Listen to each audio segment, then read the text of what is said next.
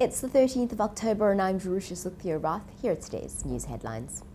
Oscar Pistorius faces sentencing, Shrien Dewani's trial continues, and SARS declines to comment on Zuma bugging claims.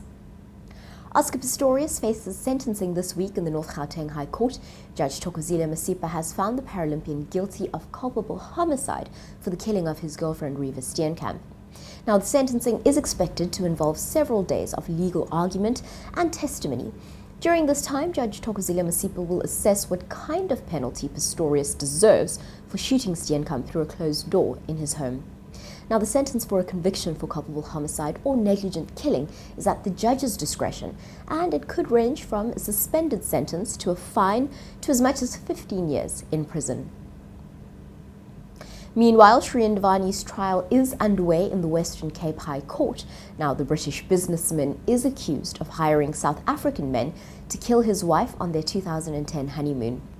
The cross-examination of Mziwa Madoda Kwabe, one of the men convicted of murdering Annie, is expected in court today.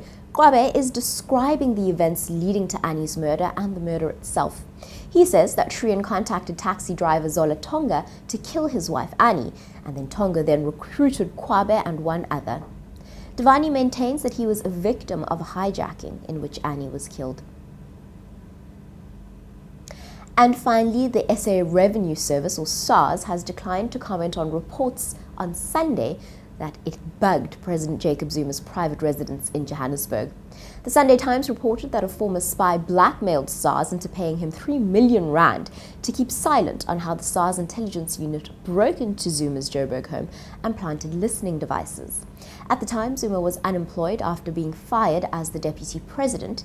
He was in the running for the African National Congress presidency and had just been acquitted on a rape charge.